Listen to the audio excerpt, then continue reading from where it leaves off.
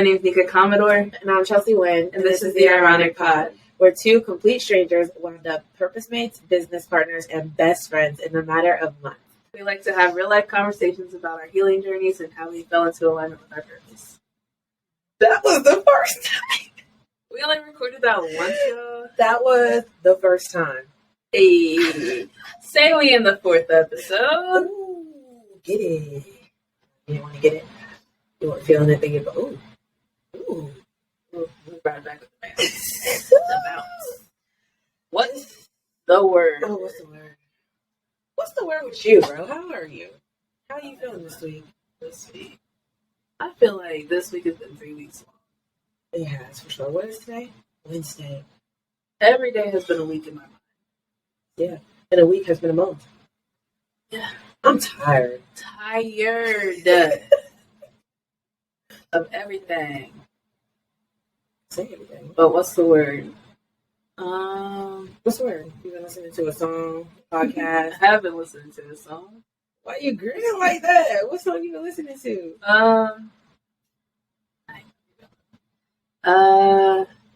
Wait, what? The people want to know now. Y'all want to know? They said they want to know. Daniel Caesar just dropped it off. And there's a song that sticks out to me heavy. Which one is it?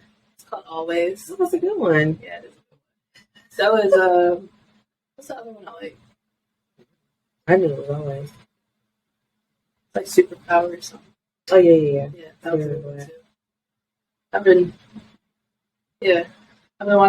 listening to that, and I've been watching a lot of sermons lately. Me too. What you been watching? Today specifically that stood out was Sarah Jakes had one. I know you're not, but this one was talking about surviving the redefining. And so she was talking about how, like, when you go through your process and you're coming out, you have to, like, relearn yourself and, like, relearn your norms and all that stuff. So that one was, dang. It was in my house. So I was like, oh, that's why you ain't send that to me, because I but I know you don't listen to it. So. I do when you send them.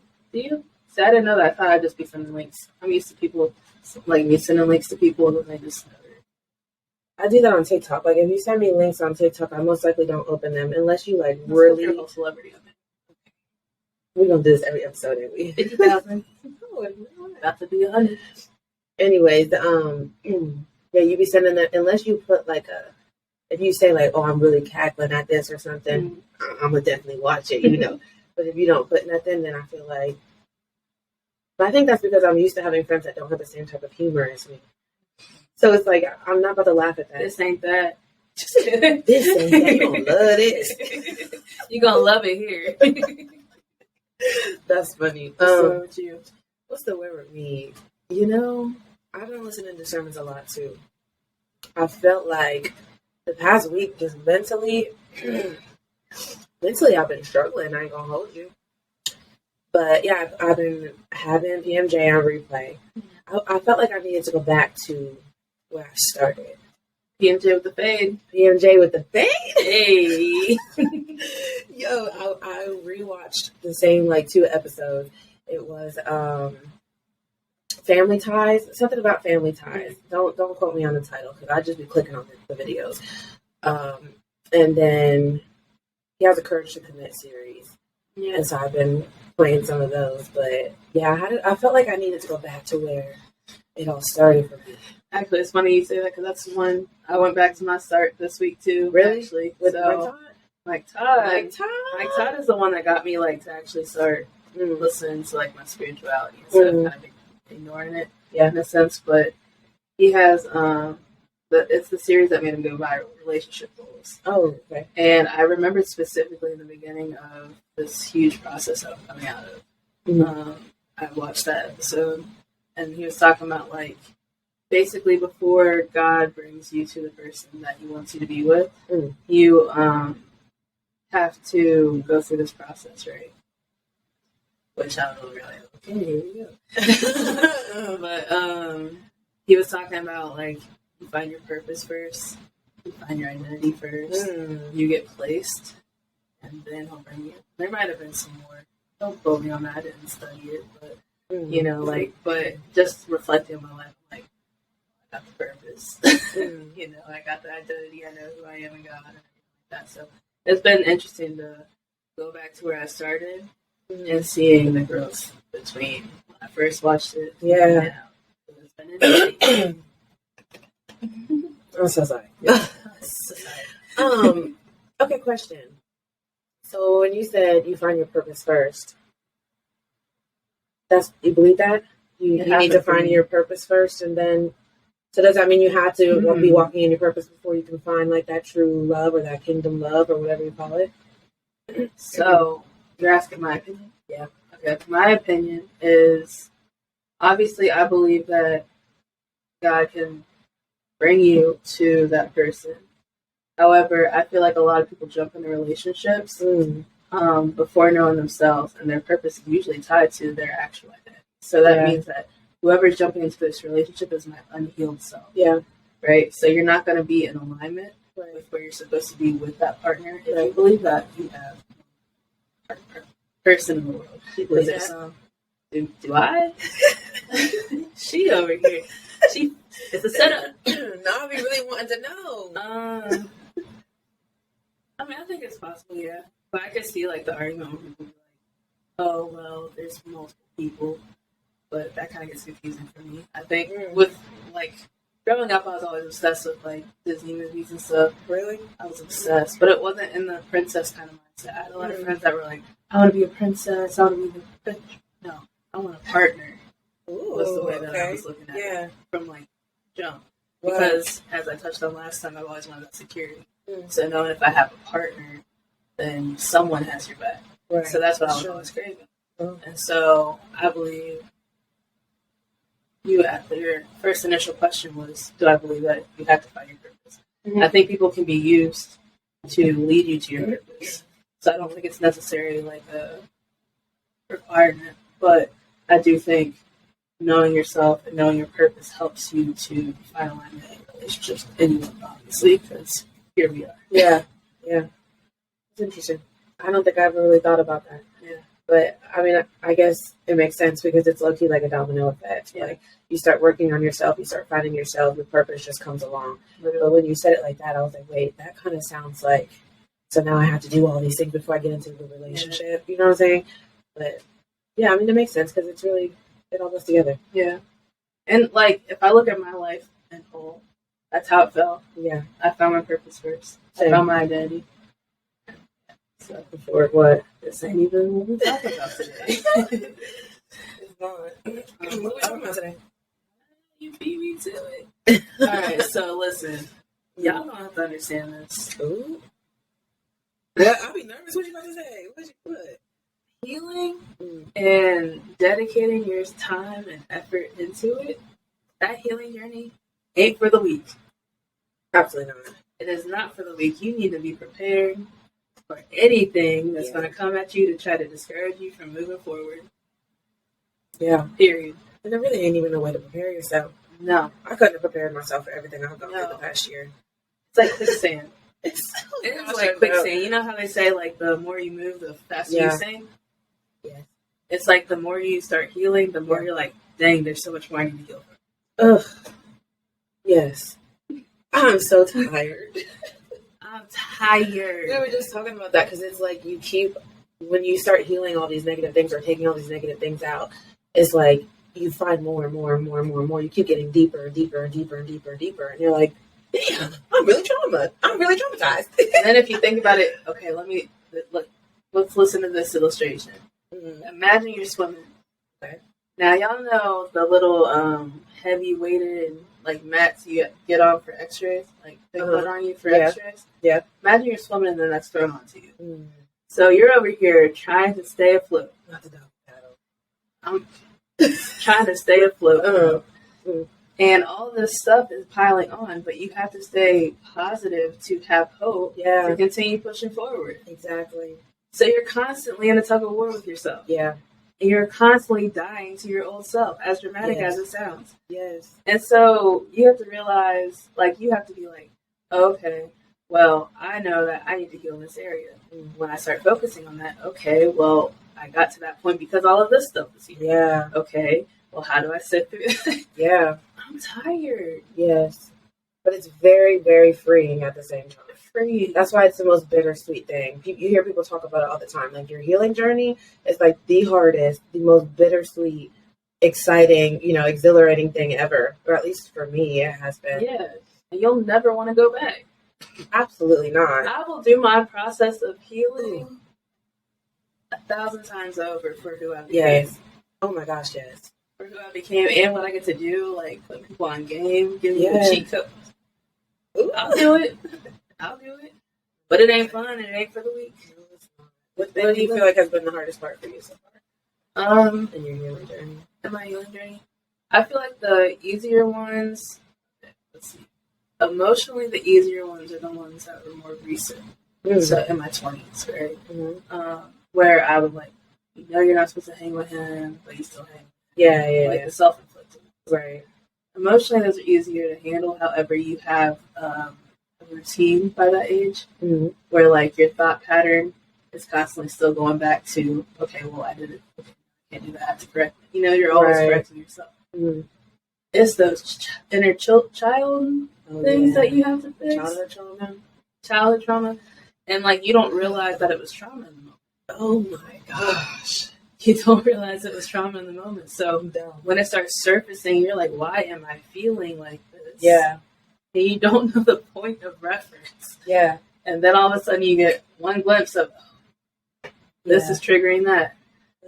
And I learned that in my dating life, growing up, or not growing up, but as I've kept getting older, right? In my dating life, I realized, man, these guys are ghosting me. Why does it hurt me so much? Why does it hurt me so much? Well, they're just bad at communication. No, sis, you got to heal from your daddy trauma. Ooh.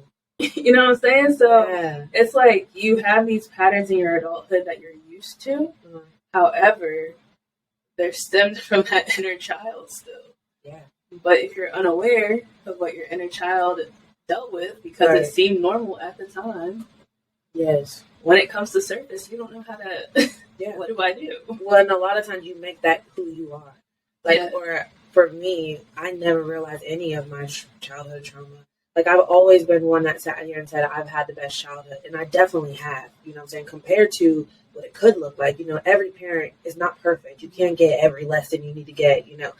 But I never realized what things really affected me, especially in my 20s, as a young adult, until I looked back and I was like, oh, wait, that's exactly why I am the way that I am. But I made those facts about myself. Yeah. I'm like, you're insecure. Are you insecure or are you traumatized from certain instances and certain experiences that happened in your lifetime? Right. Because I don't think that I was ever really an insecure person.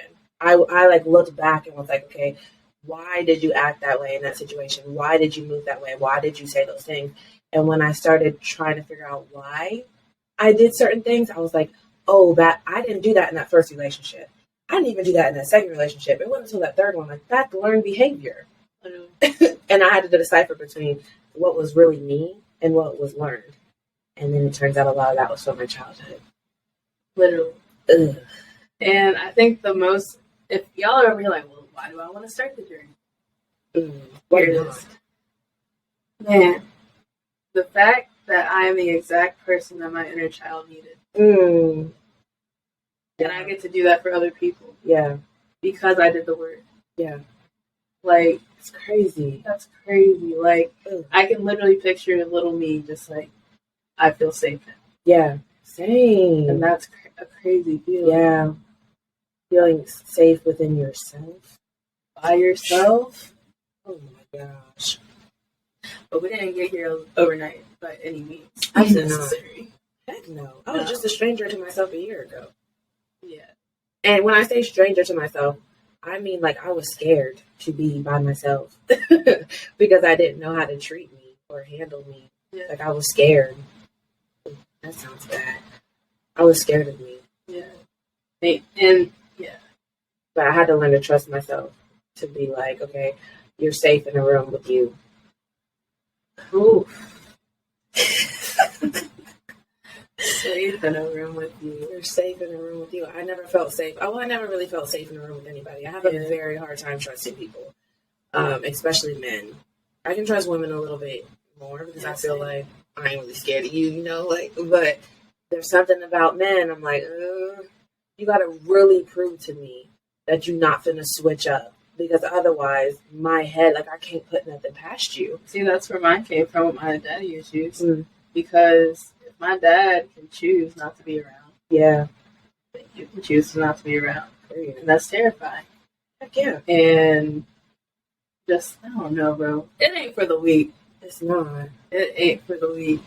It's not. I'm going to get into, well, first, before anything, I know we always throw terms out, and, like, we know it because we talk about it Yeah. all the time. Yeah. Some of you may not know it. So, like, isolation season. You say isolation season. What do you say? What do you mean when you say isolation season? I mean that there was something that was telling me to completely isolate myself, as in, I never felt that I needed to cut certain people off necessarily, but I needed to be by myself in my own thoughts and be able to hear what I needed to hear. That's what I mean when I say isolation season. Like, I had my friends still low key, but I wasn't talking to them. Like, I would go days without speaking to my friends. I would live in the same house as my family and go days without really speaking to anybody there. And I didn't feel any, like, beef with anybody. It was more so I really genuinely feel like God was telling me, I need to talk to you right now. Like, sit down. Was that voluntary? Be quiet. Was it voluntarily? I don't think anything God tells you to do is voluntarily. I mean, I feel like I was led to do that, and I felt like I had to. But So, like, when I say isolation season, I'm talking, like, I've tried my hardest to hold on to anyone. really, I was fighting to hold on to anyone, and they all fell off. I didn't have a choice.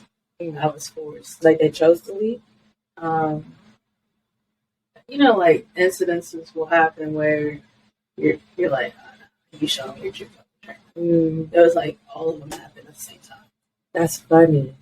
Literally. So, like, that's why I was asking, like, That's did funny. you choose to set aside that alone time? Because I did. I did. And were these people that needed to be in your life? Like, were these like healthy people, or was that a time where it was like you realized you didn't actually need any of these people in your space? I mean, a lot of them aren't in my life still. So I would guess that they were weeded out because they weren't part of. They weren't in alignment with where I was going. Yeah. Okay. But like, because I had the same issue with like holding or not wanting to be by myself and stuff. That was just like security. That security I always talk about. Yeah. So if I can continue to hold on to you, I don't have to face you. You know, if I can put my time in you, I don't have to face you. Right. Because I believe, I mean, there might have been things that I had PTSD from. I don't know. You know, you don't, you're not aware of those unless someone tells you. Right. If you don't get it checked out, you don't know. Man. So I was literally forced where, and it was really just, everyone was frustrating me at the same time. So, like, it'd be like someone would say something that intentionally hurt me. Yeah. Or they might have not meant to do it actually, but they said it. And so I'm frustrated. I'm like, right. I can't be around you. And even in that point in my season, I wasn't that close to God. So me having alone time, I didn't know what I was having alone time with. I just knew I didn't like how I felt. Yeah. I just knew that I didn't like how drama always seemed to always follow me. So I had to take inventory of what I was doing. Yeah. And who I was around and how I was acting to them, because I believe you are what you give out too. So if I was giving out questionable friendships or relationships, then that was coming back to me full fledged. So my isolation season was not a choice. I was literally thrown into a pit by myself to face everything. This is random, but going off of what you said, you get what you attract type of thing. I just made a video about this. I was talking about the men ain't shit mentality. And that for a while I was like going with this narrative that men, like all men just suck, you know, like all men cheat, all men are terrible. And I had such a toxic narrative centered around relationships, clearly because of everything I've been through. But I had to stop and realize what type of woman I was showing up as, right? Although I do know that there's plenty of men that are not shit.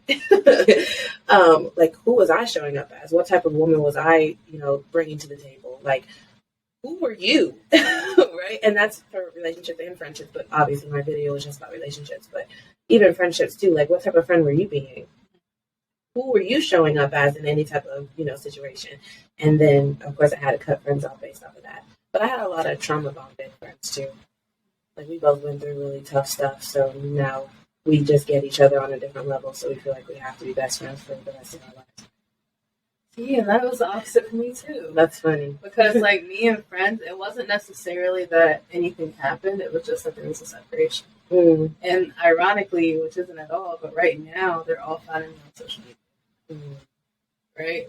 Yeah. And so I think about it, I'm like, all my life I've low-key always been a lone wolf. Now, I am an only child, well, on my mom's side, but that was basically where I was all the time. Yeah. I was the only child, so being alone really actually was a comfortable thing because it was familiar. But when you have to go inward, Yeah. because I realized in writing our book, Hindsight is 2020. We have a name now, guys. We do. When I was writing that, I realized that where I used to retreat out of fear is where I found liberation. So I used to go She's in, dropping it like that and doesn't even like. She's like, "Yeah, y'all heard it. Let's move on." So basically, where I would go inward because I just didn't know the surroundings of it. I didn't feel safe. I had to go inward, kind of like the turtle in the shell. Yeah. Right. Yeah. It's the same place that I found like my freedom. I had to go inward where I was lost to find what I needed. Yeah. And so that isolation season is scary. And it started, I feel like that's the beginning of your healing journey. Yeah. You have to, because if you can't silence the sounds of everyone else's voice, then you're not going to be able to hear your own. Yeah. And so, and it was scary when I thought about it, but because it just felt different, you know, like I felt like this was needed, this was necessary, like this is something you need to be doing. So in the moment, I don't remember it being scary, but when I thought too much about it, like I was like, wait a second, you really haven't spoken to anybody in days. You don't have any like I didn't want to talk to anybody. Yeah. I didn't feel like, oh, you have to go cut people off. You have to, fall back. It was like, I generally didn't feel aligned with anybody. Like I felt like nobody was going to understand what I had to say because I was off in La La Land. Yeah. I felt crazy. I texted you a couple times like, bitch, I feel crazy as hell sometimes. Like, literally, you feel nuts. For a while, I thought I was dying. I'd be having a ball just in my own thoughts. Yeah. Like now that it's second nature to be like, this was a little off. I feel like it could feel better. Yeah. Let's go and target this. Yeah. Execute. And then you're like, that was fun. You know, like now that I've gotten used to it, because I would say like my healing journey started in 2016 when my friend died, right? And so, first you have to deal with the trauma that you just experienced. Right. So that's one thing. Right.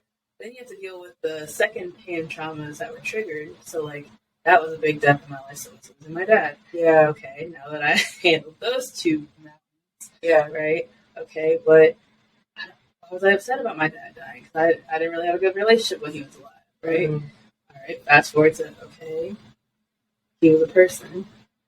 He had his own stuff. Yeah. And at the end of the day, I realize now, it probably was really just we had completely opposite love languages. Love languages wasn't a thing back then. Yeah. You know, so like if I was to say what his was, it was probably gifts and physical touch. I hate both of those. I hate both of those. Gifts? Especially when I appreciate gifts when there's thought put into it. But if it's just like getting me something that I could care less about, like save your money. Because I'm probably not going to use it. Same. I would take a written letter over Me too. an actual gift. Honestly. Me too. Which is why mine's words of affirmation. So when mine's words of affirmation and quality time. So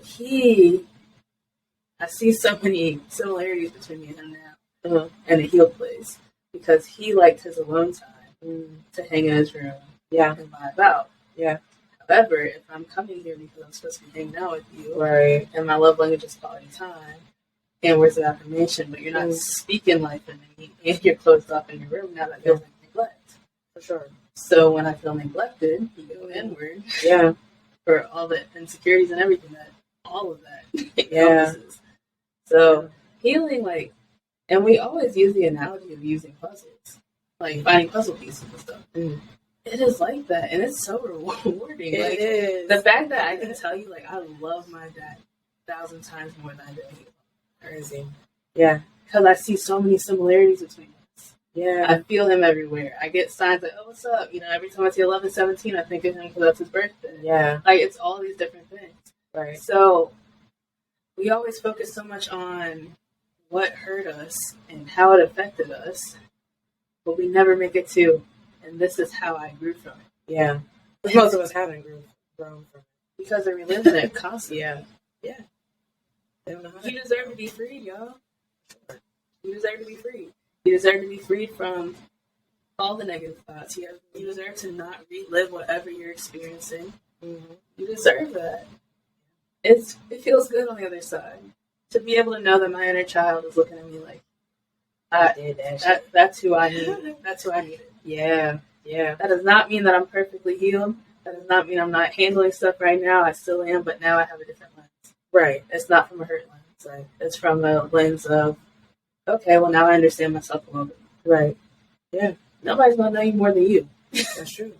Yeah. And once I started really healing, I wasn't trying to change anything anymore. I was trying to improve those things.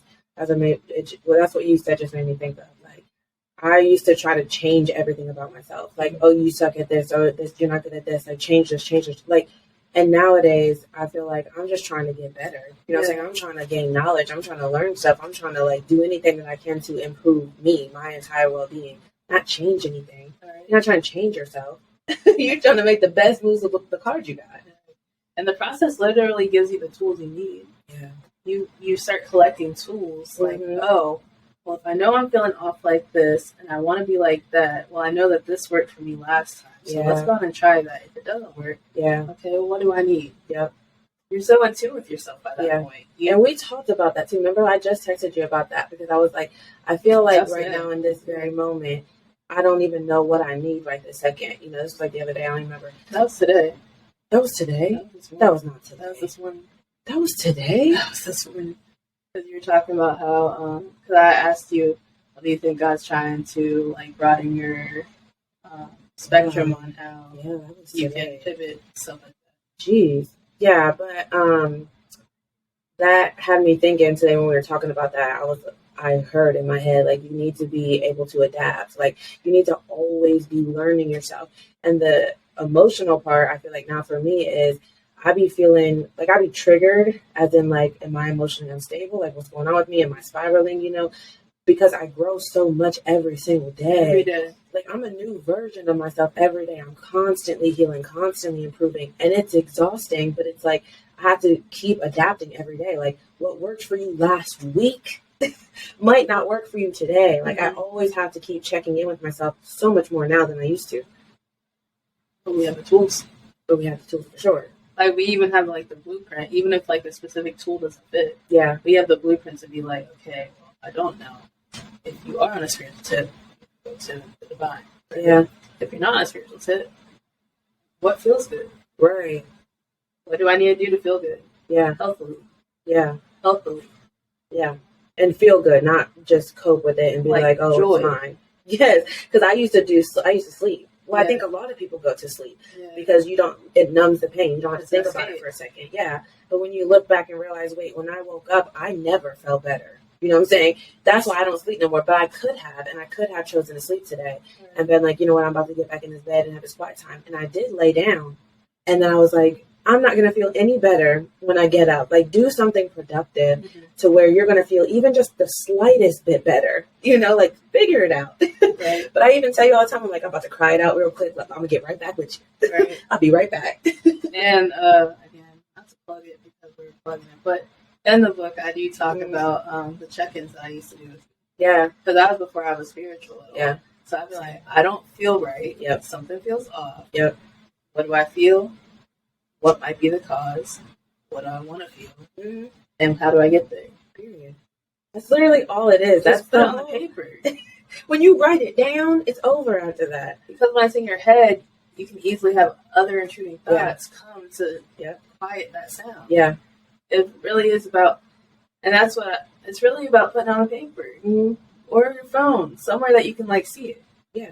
Just write it down. Have a game plan. And I talk about that a lot on TikTok too, because I think what a lot of us are missing, it's not that we are some crazy person or we dug ourselves too deep into a hole. It's that we have literally never taken a second to just sit down and make a game plan.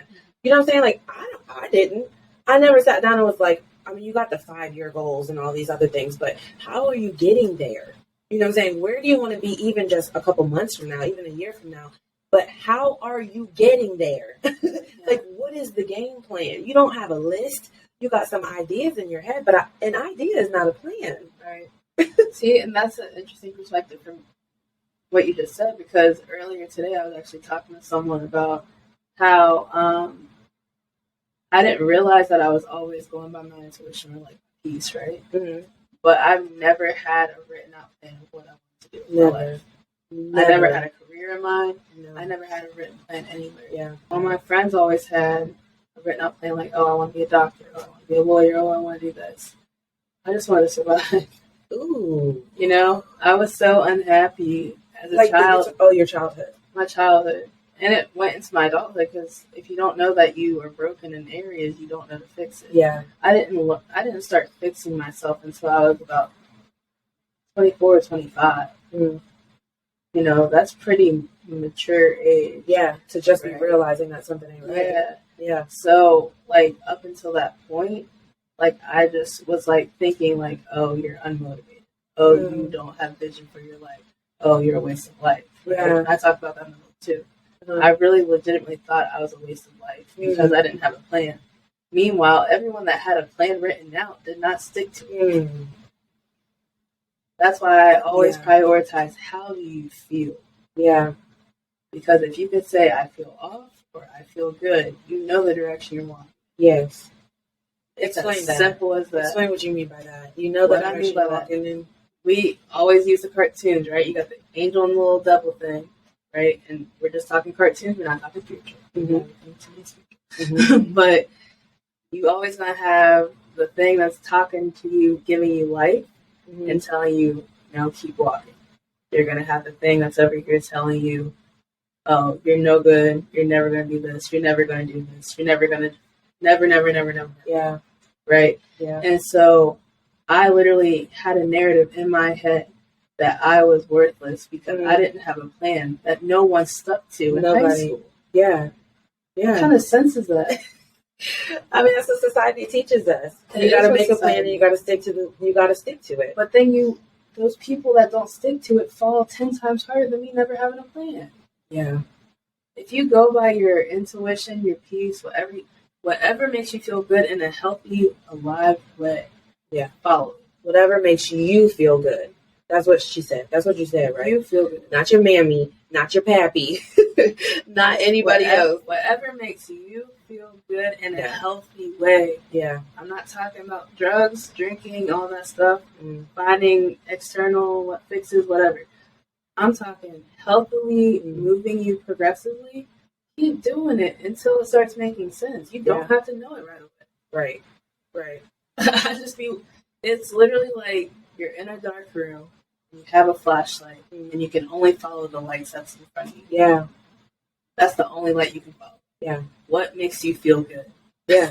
It's as simple as that. And it's not permanent. It's like, what makes you feel good right this very second? Stop thinking about, this makes me feel good right now, so I have to do it for the next 5 years, and I don't want to do it, and this seems like too much work. Baby, what makes you feel good right this very second? And then you'll expand from that. You'll grow from that. And that's why we said, you always need something different. Always. Stagnation is the death of dreams, I feel like. It's the death of everything. Literally, It's but a I'm waste saying, of like, life. how many people, it's like, oh yeah, I was supposed to do this. Yeah. Well, I'm going to still get on it. It's been like 15 years. Yeah, you're not getting on anything. Let's learn something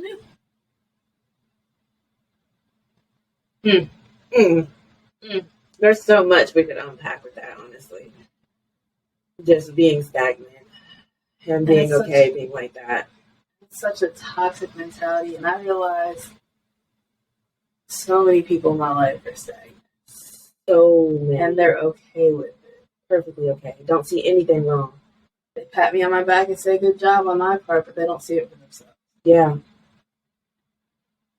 Gosh, that's one of my biggest fears, honestly. Like, just truly making it to the end and not really having any type of genuine experiences. Like, oh, that was a great time. That was a great time. That was so worth it. Like, you just made it to the end and you're just okay. Yeah. That is so terrifying when you think about it. I realized I always talk about I have a heart of service, so I know that if I'm feeling off, if I pour into someone else, now granted, like if you need a recharge, you need a recharge. Yeah, Step away, right? right. But if I pour into someone else, I tend to feel better. I remember when I was in high school, one of my cousins had just died. He was graduating the same class as me, we were seniors. And I went to his funeral, and the entire gymnasium of his high school had a line going outside because of how prominent he was in his community, right? Yeah. I walked in there and was like, this many people will never be at the funeral. I literally felt that way. You genuinely believe that? I genuinely believe that. I literally said that. And then now I'm like, you know how many seeds you planted with people? Yeah. Like, they're going to remember, like, oh, you told me this. Like, you always shared this. Yeah. You know, like, just do it. It feels good in a healthy way, and you're going to find your purpose. Yeah. I know that I'm supposed to help people. Right. Help people progress. Help people heal. Help people find themselves or relearn themselves if they lost themselves. Like, yeah. Oh, and you do that. Good job. Thanks. My inner child over here giving me a thumbs up, too. And that's a good feeling to have. It's crazy. We always talk about how when we face trials now, we just know it's a phase.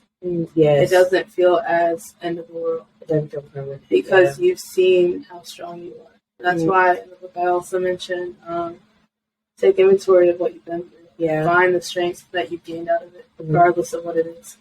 Because when you see the power in your vulnerability, you literally are like, one, nobody can ever hold my past against me. That's a huge thing. Yeah, it is. And two, I can be so authentically myself that I can wake someone else up. Yeah, just being you too. Literally. I mean, you can obviously tell them or explain your story but I feel like just showing up as a light. You know what I'm saying? Like showing up as you're clearly a happy individual. You know what I'm saying? Like, you can just see it in you. Like we are empowerment. You know what I'm saying? We can't have a conversation. We'd be in the locker room like, bruh, if somebody come in, her name's Sierra, I believe. It's like, you talk to us, we have to throw some type of positivity. Like you just said, we make a lesson out of everything. Like, it's just who we are. That's who we show up as nowadays. Like, it's honest. That reminded me. So I'm talking about how small I felt, right? There's a lady in our gym who said something to me like, "Oh yeah, I can't do that. I'm just too big." And in that moment, I want to be like, "Take up your space." Yeah. And I don't know why I didn't, but I feel like it's coming soon. It just wasn't the timing. But bro, take up your space. Yeah. You still have air in your lungs. Yeah. Take up your space. Because we just learned that too, to be honest. Honestly, I feel like I've been in an acceleration course of just confidence lately. Yeah. Yeah. I feel like I've been, kind of same. We've been like on the same path for real.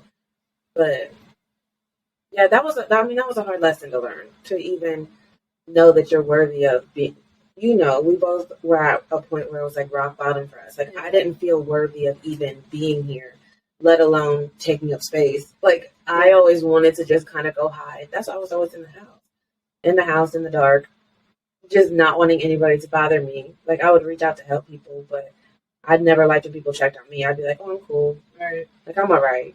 But I don't like when people feel sorry for me. Right.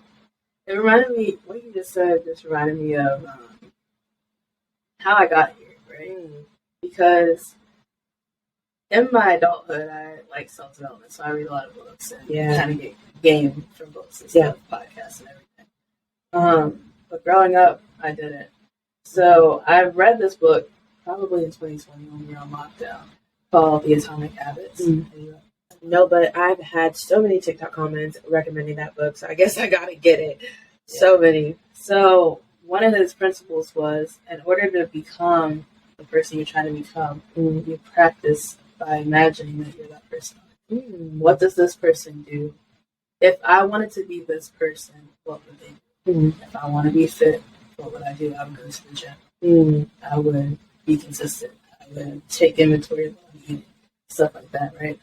I realized at a young age that because I never felt safe in my environment, I would become a chameleon to who I was around. Yeah. So I was training myself at a young age to pretend that I'm confident like so and so until I got to learn confidence for myself. Yeah. Read that book, The Atomic Habits. I gotta read that book. So many people say that, but I guess that makes sense because that's pretty much what I did. Yeah. And not to get like deep or spiritual, but I feel like that was one of the points for me when I realized it was God in the mix of everything that I had going on, because I would say certain things or I would write certain things down, and then they'd be like, "Oh, I read a Bible verse like that," and I'm like, "Oh, did you?" Like it was like I was saying all these things and I didn't really know exactly what I was saying, but it's like that book, like you said, Atomic Habits. So many people recommended that, and then hearing you say that, I'm like, oh, because that's exactly what I did. Yeah. But I never read the books. I hadn't even read the Bible or nothing like that. Like I didn't know who was telling me to do this. Like, Right. How did I know how to do this? I don't freaking know. I have no idea how I knew any of the steps to take to really start getting to know myself at all. Well, to not go deep in the spiritual thing, but that's what we go on. That's what we go. That's who we are. But I realized that all the moments that I should not have wisdom in certain areas was the moment that you showed up. Not to get too much about my journey, but there was a point where I traveled overseas to South Africa for college, and I ended up traveling back by myself. And I was first off, that was in a season where I didn't want to be by myself. So traveling 18 hours, that's by yourself is terrifying. Right. So I needed help finding my gate, and I went up to a guy who was wearing what looked like a Delta uniform, and asked him for help. He just wrote a random gate number on my ticket by checking the self kiosk, not even like the actual computer. So that was a red flag, right? Yeah. Well, he started taking me the opposite direction. He started taking me the opposite direction, and I heard a voice tell me, "Nika, turn around." Ooh. What year was this? This was 2014. 2014. He said, the voice said, "Nika, turn around." I ignored it. I'm like, I'm going to turn around for this man is booking it. I got all these bags. Right. So I'm trying to keep up with him. I hear it twice. In your head, you're hearing these I'm things? hearing in my head, "Nika, turn around." Okay. The third time he said, "Nika, turn around now," like with authority. And when I did, there was 3 Zulu women waving me down, telling me not to go with them. He was a third party who did not work at the airport. I would not have had the knowledge to turn around. Yeah. I would not have thought to turn around. Right. Because this guy is wearing a uniform that looks like something that I'm familiar with. Right. I was following him to a direction of the exit. Yeah. Right? I'm talking, they ripped me away from him, was beating and cussing him out. Wow. I said, "Don't go with him."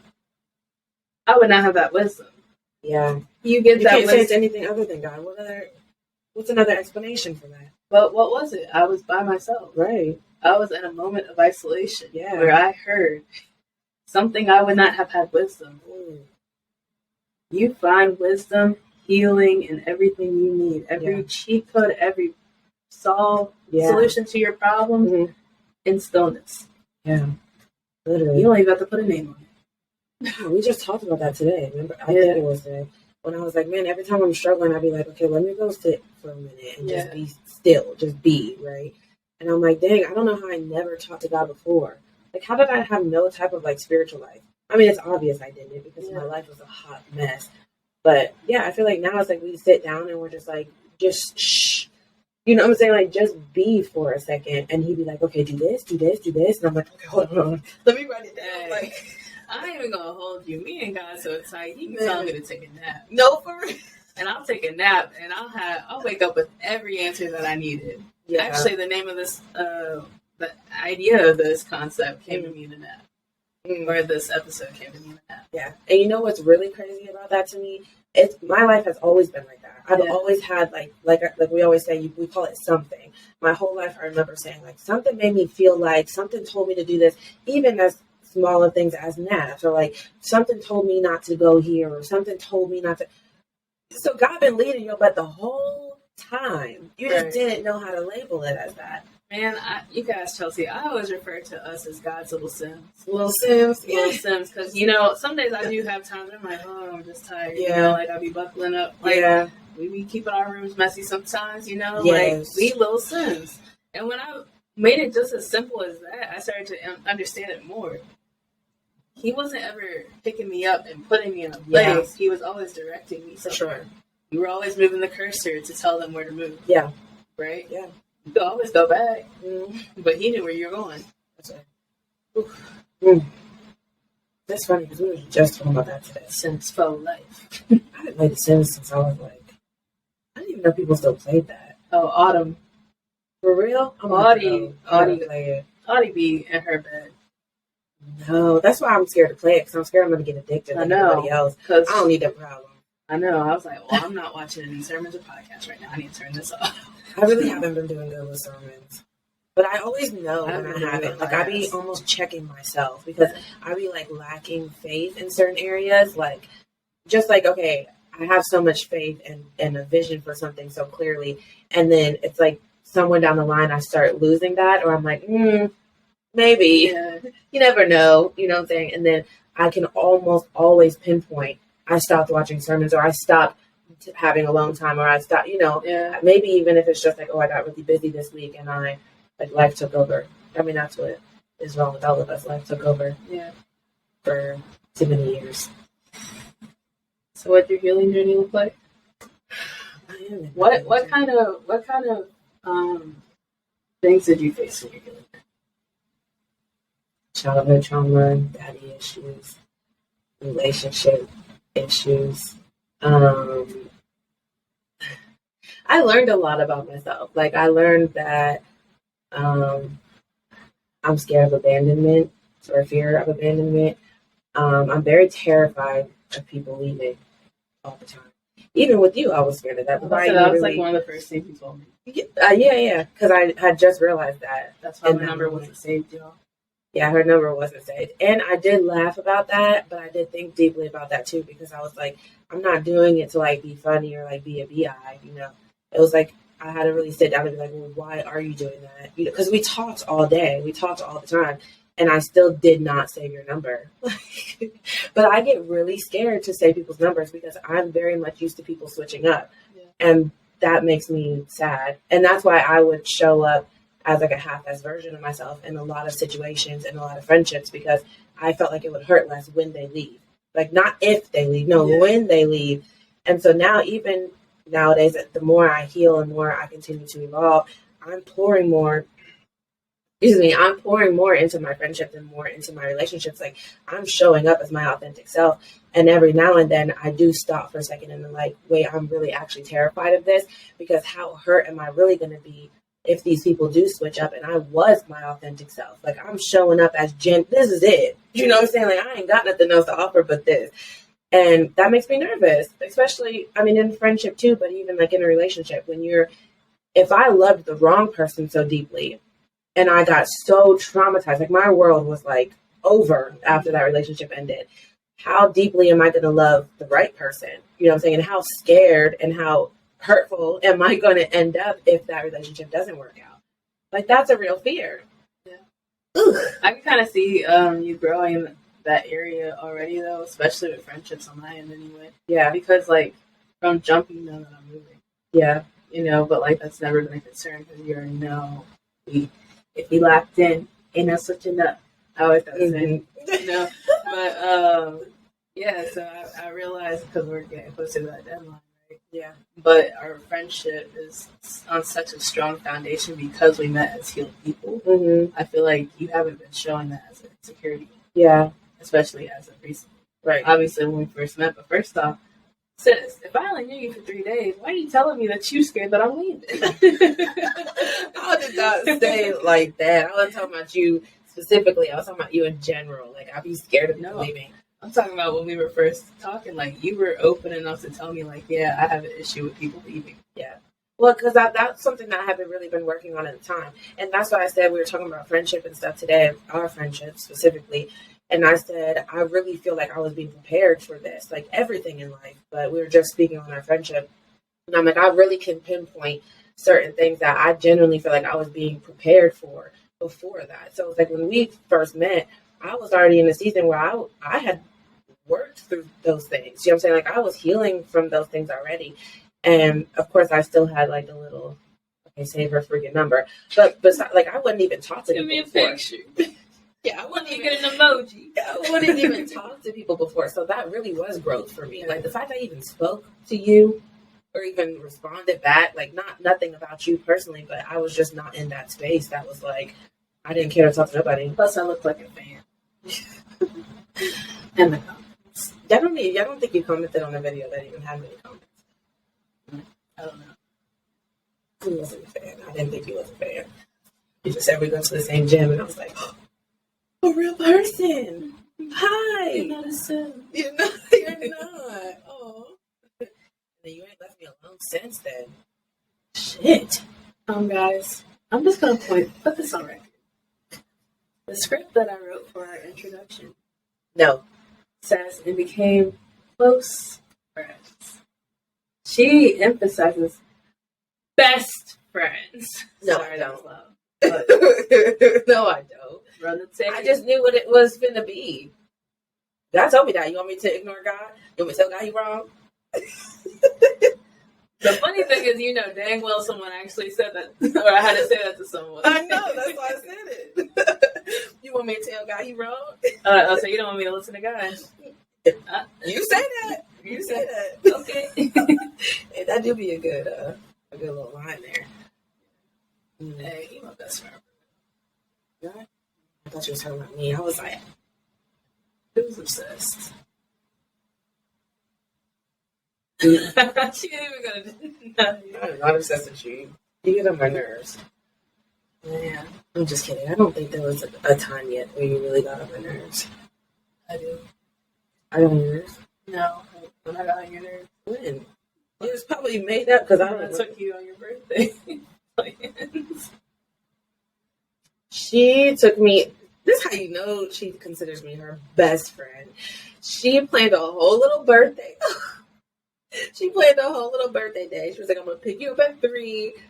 Bitch, I was hyped. When I say I was, And then she gonna tell me, "Oh, can we move it to 7?" I forgot about it. So I was like, "You're like, yeah, I mean, yeah, but it's an hour away." Like, yeah. you're like, "You're being too nice." I just wanted to see what she would say because, So you playing on my feelings. That's why I don't call best friends. anyways, she planned this whole thing. She drove me an hour away. She took me to some taco spot that was so good. She took me to this like park view thing that she knows that I would love. That's me. Like what? That's me. I just want to see the end. Don't let her do this. But no, that was a really good time. Not just because And the plate. and the plate. Oh yeah, she had a And the plate. card and the gift.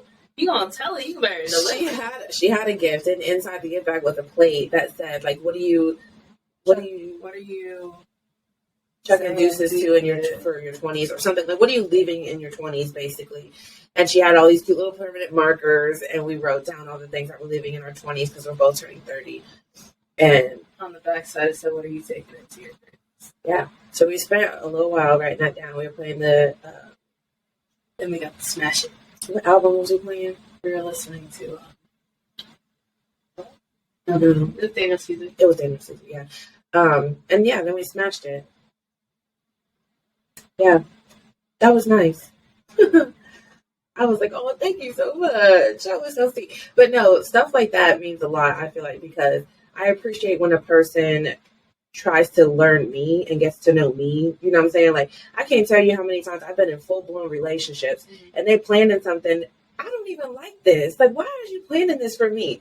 And not that I'm ungrateful, but to have people actually learn you, like the people in my life now. What? 8, 7 months? 6 months? It ain't been that long, child. But it's like that, being intentional about learning the people that you're actually hanging around. Like Yeah. I want to do stuff for people that they actually enjoy, not just because. You want to. You don't feel obligated to. Right, Like, I want to show up. right, Like, I knew, like, we both are going into this big chapter that we know we can feel. Yeah. Like, it's different. yeah. So, making a memory of that. I've actually never had people do anything for my birthday for real. But I think that's because I always downplay it. Yeah, I always outdo it. Always. It's just another day. It is. And then I try to disguise it as, well, I'm blessed to be alive. Yeah, no, not trying to make excuses. No, that's how I feel. But I guess then again, I've never really been excited for any of my birthdays. Like I'm like, yay, another year. I'm stuck But here. now we're excited for what's coming. so excited. My family at my birthday dinner, they were asking me what I'm excited for my 30s. And I was like, I have never been so excited for the unknown in my entire life. Like, Because the unknown been snapping. going off. Nobody said I wanted to be on no podcast now. That's true. Now I'm over here getting, hey y'all, I hit 2,400 views on my TikTok. Oh, that's... I really be excited like it's me. I really do. I was messaging you and everything. Like, I was watching it like, this Yama saw me. Yeah. It's crazy because I remember that feeling. Yeah. You know what I'm saying? Like, and it just hits so different, especially when it's your words. Like, you're Yeah. speaking. It's not just you in the gym or you doing certain things. Like, all my gym videos, that was fine. You know, getting numbers on those, I was like, okay, I don't know why the hell I'm posting. But when you start speaking your real, raw truth, real shit, and then you get views on that, it's like, ooh. And the favorites. It was confirmation. Mm. It was definitely confirmation. And I was hyped. I was like, I told you. Come on. She's over here like, I mean, I already knew, but I did already know. That's funny. It's been an interesting ride, but man, if I want to leave anything with you on this episode, it is just know it ain't for the weak. It ain't. But guess what? You're not weak. You made it through every single thing that you've been through. Yeah.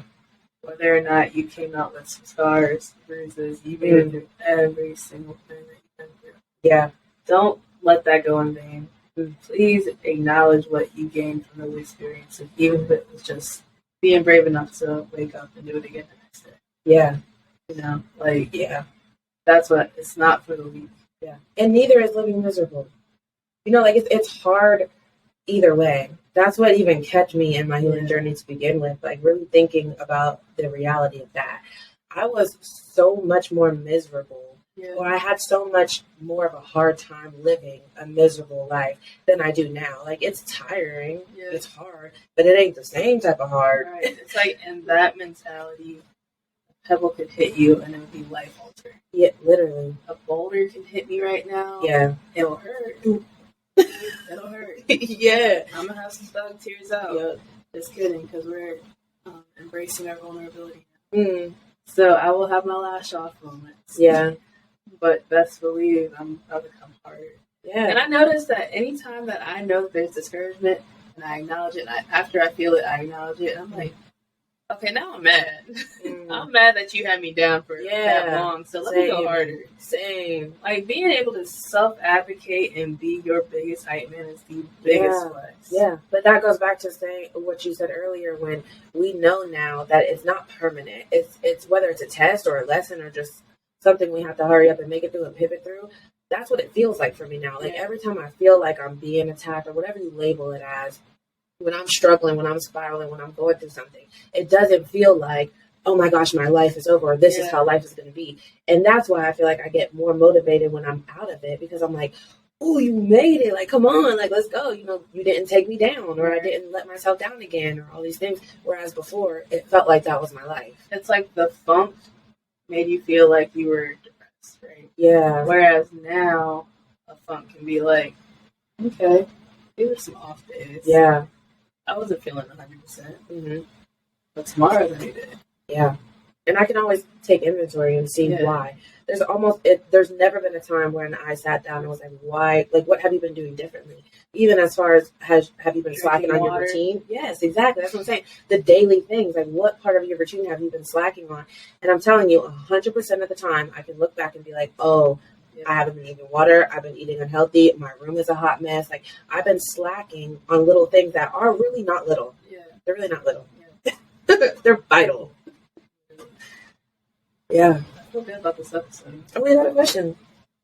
Well, I was trying to see if you wanted to elaborate or go into pop quiz. So I'm not elaborating on it. Pop quiz. Oh, I thought you did. All right, so first off, I want to shout this out because I don't know how many people know this game, but I actually have the other game. It's called We're Not Really Strangers.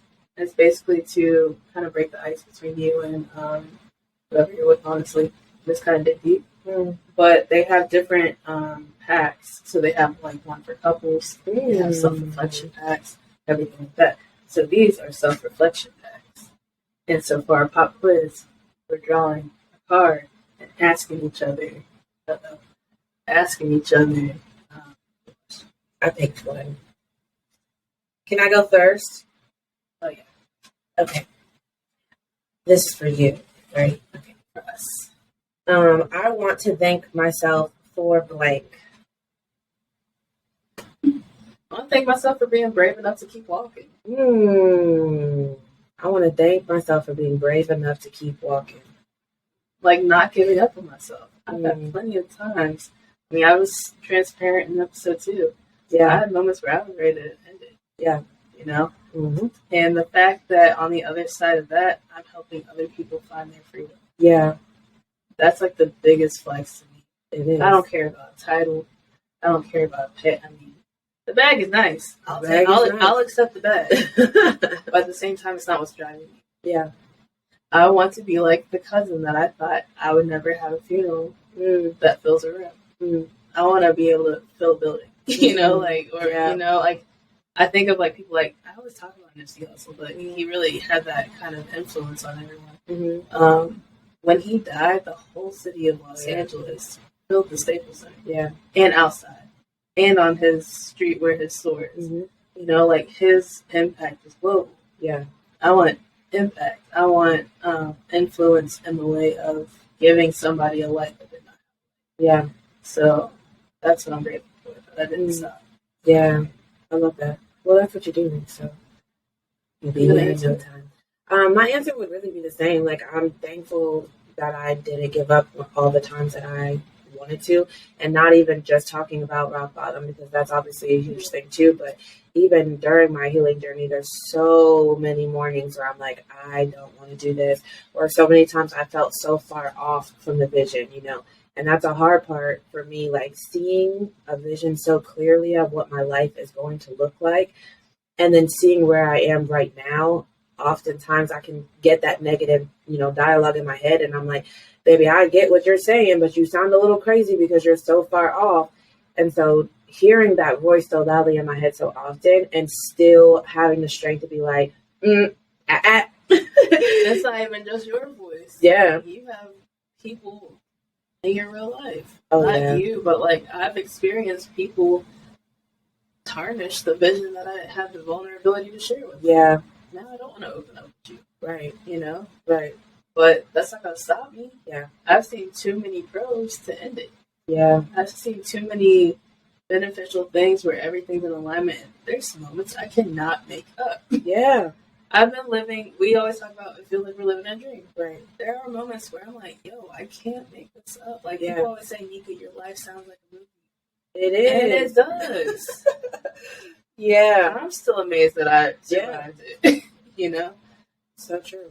That's why I said, I think I mentioned before, there was a point in time when I first, like, moved to my parents' house and I first, like, started reinventing myself and whatnot. I would sit outside in my parents' backyard with just, like, a blanket, just sitting in this little chair thing and just, like, stare at the sky like a freaking crazy person. And I really, for a while, felt like I was dying or something. Like, I'm like, wait a second. This is low-key scary. Like, you literally moved. Like, what are you doing? You know, like, I would have those thoughts that was like, wait a second, this doesn't seem right. Like, this is not something that you would ever do, right? And it's looking back at those moments, it's like, that has to be God. There's no other explanation for that. I would not, in my right mind, choose to do all this extra stuff. Right. Or I wouldn't have before, that's for sure. I would choose. No, but when you see it, you see it. And you don't have no choice. You can't unsee it. Yeah. You literally can't unsee it. I tried. I would rather continue chasing a vision than to give up on it and miss out on everything that I'm walking towards. Yeah. Like 1,000%. Yeah. Are you ready for your question? Yeah, I'm ready. What have you accomplished recently that would have shocked you a year ago? What have I accomplished recently that would have shocked me a year ago? That time. Yeah, I was a completely different individual in every aspect, mentally, physically, emotionally, spiritually, a year ago than I am now. I feel like everything that I do, my entire lifestyle, from my daily routine to the way that I speak, the way that I show up, the way that I dress, everything about me is completely different. So I would literally say everything, but I think the most surprising would be my spiritual journey, of course. Yeah, everything, even my mindset is completely different than it was last year. Literally everything. I'm a completely different person. There's not one thing that I can really pinpoint. It would take me, I mean, I could write books on it, on all the differences. Yes, she does. I'm not writing books on that. I don't like talking about myself. Right. What's your answer? What's the question again? What have I accomplished recently that would have shocked me a year ago? What's that? I'm really good at one-on-one conversations with my vulnerability, but getting in front of a camera with people you don't know, watching it, and just literally just sharing my experience. I mean, that's as recent as this week. Right? Like, literally. Like, obviously, it's the podcast is a little different because I'm not by myself. Yeah. You know, so like I could bounce off of you and like, kind of lean on you, where I could in the beginning, right? But to like sit and record myself, and then get that many views, like, and I know that was just the beginning. I know it is just the beginning because that's all I keep hearing. Yeah. But that's a lot of people. It's a huge thing. Like, it is.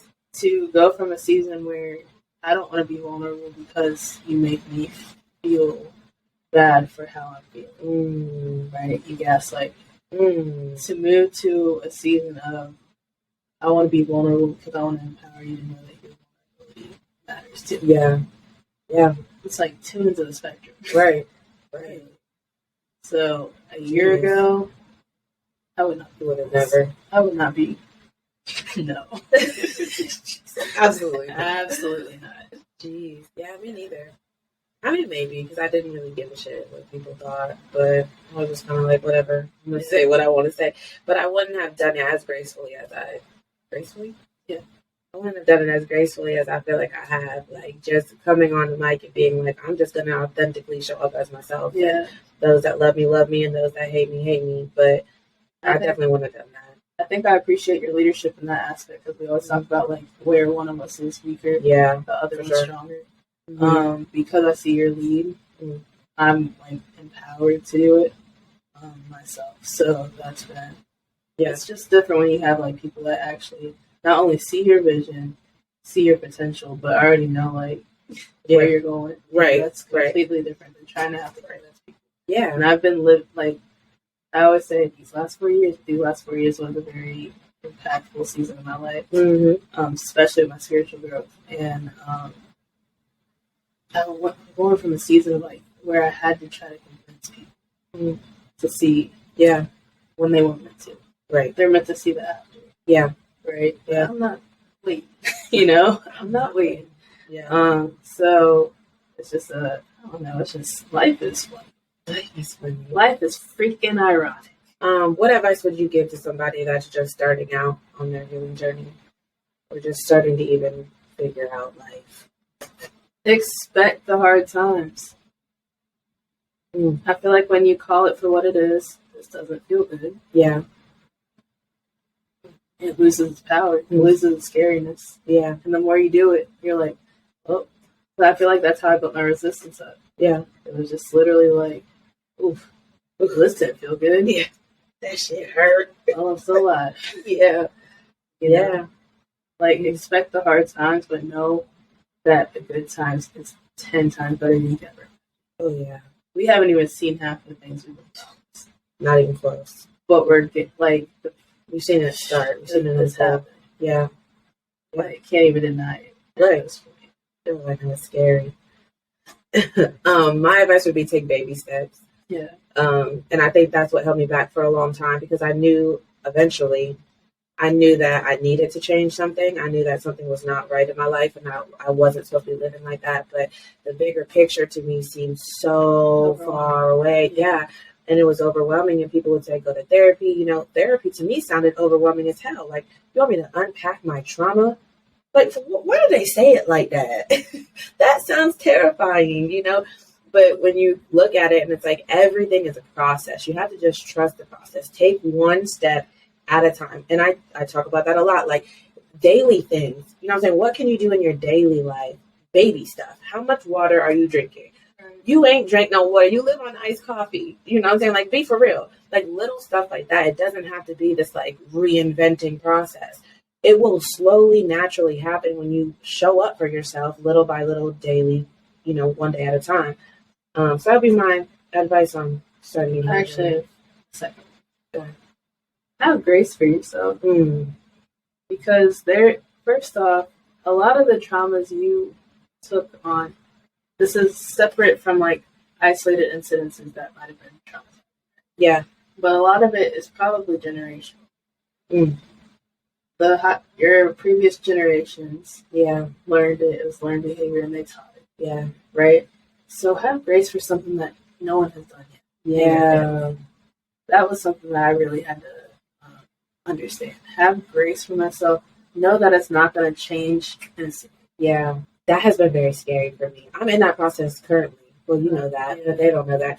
I'm in that process currently, like, and not saying that I'm the first one in my family to be successful in any way or anything like that, but doing something that is outside of the norm in my family.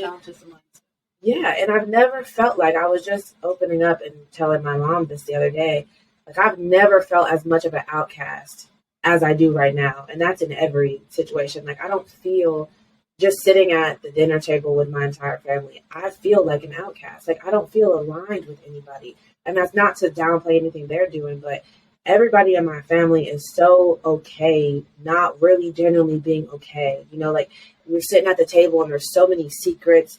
There's so much that people are just kind of holding in, and they're all living. No, I shouldn't say all. There's a lot of people around me that are living a life that they don't genuinely want to be living. They're just comfortable living that way. And now it's like, I can't sit here and listen to this without speaking up. I can't sit here and let you speak to me any type of way without being like, wait a second, let's pause the brakes on this. Like, why do you really feel like that? What's really going on? I can't just sit quiet and not dig deep into your problems. So that's why I feel like a lot of times now I'd rather not even be in the room. And that's why I say with isolation, I feel like I've had to really take a step back from a lot of, family members. And not that it's no beef. I'm going to make sure y'all all eat, you know what I'm saying? But if I'm not aligned with you, I'm not aligned with you. And I feel like I'm in a season, I can't be around people that are questioning my faith, because you got me feeling some type of way, or you got me questioning myself. Not that it would ever work, but still, why do I need that energy around me? Like, that's why they say you got to love people from a distance sometimes. Yeah, I definitely went through that process myself. With family? Yeah, I think the thing that really kind of opened my eyes was in that phase, a lot of secrets were being exposed. But because of that, I had more understanding and grace for what they were. Yeah. And so with that, I was no longer upset with how they were reacting with me, because I know that they're handling a lot more things than I'm just finding out. Yeah. So that was a really big eye opener, but that's what made it worth it for me. Yeah. Because I saw that my intentionality with learning myself and growing in my faith and everything like that is growing off people around me. And that is something I would encourage you to look forward to. Don't look at right now, because it's a vision that they're literally meant to misunderstand. Yeah.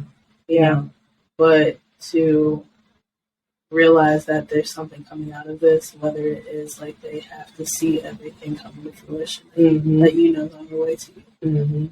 Some people do have to see it to believe it, and just leave it at that. Yeah, for sure. I think you've been doing a great job handling it. But yeah, I would just say it's just a phase of this part. It's not a forever. Yeah. All right. That's all we got. That's all you wanted to touch on? What you want to do with it? Just kidding. I could do all the questions. I got 192 questions in my email, baby. Let me just tell you, I just found out that she's one of those people. Oh no. That want to go through and read the whole deck. But the game, you're supposed to draw and be surprised and answer on the fly. She's over here studying like, ooh. I don't like surprises. One thing about me, I do not like surprises. It makes me anxious. That's why I don't like movies. I don't want to wait till the end. Tell me what's about to happen. You don't hear this music? Somebody finna die. Just tell me who's finna die. I'm going to have more fun knowing that and then seeing it. I don't want the anxiety of it all. I'd rather see. Excuse me. Not me gripping it like that. I'm so sorry. That's a wrap, family. I've never actually said anything inappropriate on this podcast. Yeah, it's always in the bloopers. Yeah, we always gotta edit it I'll out. probably be on Close Friends. Ooh, yeah, we should start an ironic pod close friends. That would be That would fun. be funny. Y'all got. We have a lot of us. I don't know if I'm ready for strangers to see those moments yet. That's what we gotta start now. I might have to grow into that. This is literally the time to grow into that while we build our platform. I don't care about what 30 people seeing. We got 70 people following us on Instagram now. Good job. That's awesome. That's really good. It's a good job. Good job, Ironic Pod. I mean, good job, whoever running IG. Not me. I don't know nothing about IG. We gotta learn that. You. Just kidding. I'm kidding. Anyway, I think that's a wrap. That's right. Where can they follow you? Y'all can follow me. Y'all already know the deal. I'm going to spell it out. Which is so funny because they spell it on the screen. Go ahead. Nika J. Commodore. NIKAJCommodore.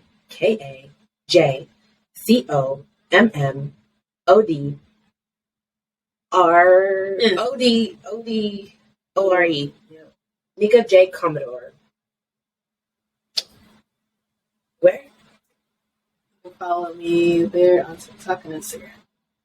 Not going to lie, Facebook, don't even try because I got a whole running list of people trying to have me on I know that's right. Where can they follow me, Nika? You can follow her at All Things See When. All Things See When. On TikTok and Instagram. Do I say it like that? You do. That's funny. All things do win. Where can they find us? They can find us at The Ironic Pod. You can watch our episodes on Spotify and YouTube on Mondays. They drop. And I was like, Monday nights, we be struggling, but that's We okay. still have careers. I know that's right. Like, we are working women. This is not our first. Like, it's understandable. Yeah. And we've Thank had a y'all. lot of technical First off, difficulties. Let me just say, when we say this ain't for the week, we mean this process too. One, neither one of us has ever done this. No. Two, my laptop always sounds like it's about to blow up. It probably will. Three, we finally got the microphones to work. Thank Can you hear God. me? Because I've been told all my life and nobody can hear me. Man. It ain't for the week. We've been really struggling, but we've been improving every episode. Yeah, literally. But we've been having warfare on every episode. And when I say warfare, I just mean like everything that could try to make us be like, let's not record this week. Yeah. We've said that before. Let's just not record. Let's come back tomorrow. But then our fear of God. Yeah. Never mind. We're like, no, we got it. You heard that? She said she didn't want to post because the fan was loud. Yeah. I've really struggled with that. I know we're done with the episode, but I have really struggled with that because I feel like seeing the vision of where we're ending up and seeing where we're starting now, and it's like I want everything to be right, or the perfectionist in me. We haven't even been in here 2 months. I know. And we got our whole book out, y'all. We dropped a book in 4 days. And it's good. That's a good book. 4 days. Yeah. That was the easiest book I ever wrote. Like, if y'all don't look back on our growth and be like, dang, so you need to tell me y'all took 2 weeks to build a set. Yeah. And then you had the first episode drop after the set was built. Yeah. Without knowing, bruh. Thank you, JJ. We have an editor now. However, that first video, baby. Oh, yeah. Chopped and screwed like T-Pain. We had so many difficulties. We were pissed. I'm like, bro, I can't stand to even look at you right now. You didn't even do nothing. I was just mad at the world. She was mad. I'm over here like, you mad at me for not knowing what you don't know. I wasn't mad at you. I was mad at the situation. Because we already got provision of what everything is going to look like. So right now we are having our humble beginning season. Yeah. And when you see that you're at the beginning and you know you're at the beginning, it can be frustrating. Hey, whenever we get this Close Friends up, we're going to have a picture of what our setup with the laptop was. No, we're and not. where it is now, because We made progress. We made progress. This is more easier to look at. Yeah, it is. Besides the Taco Bell cup. Y'all, we had my laptop balancing on a stack of bubble wrap. And what about it? It still worked. We were And then we added the 2 cardboard boxes. humble beginnings. We are humble like Kendrick. Oh, it's going to feel so good looking back on, though. Man. Like, man, remember we was in that small office space, which, And say where.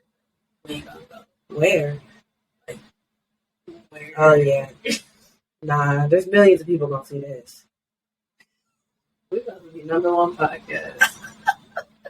Baby, we can't even get the fan to cool down. I'm sorry. That's because We we're so are. hot. Anyway, that's a wrap. You know where you can follow us. Please go get the book because when I tell you, Yes. well, you can get it on the link tree. Yeah, which is at the top of all of our profiles, Yeah. on both of our profiles across all social media. There's a little link at the top you can click, and it has all of our work. So the top link is you can click that to purchase our ebook. It's $8.99, and it's 20 lessons from our 20s. Well, And hindsight is if 2020. you're kind of curious about what we talk about in the book, we do little snippets on TikTok, so go follow us there. Yep. The Ironic Pod, The ironic. not podcast, because there is somebody named. It's a wrap.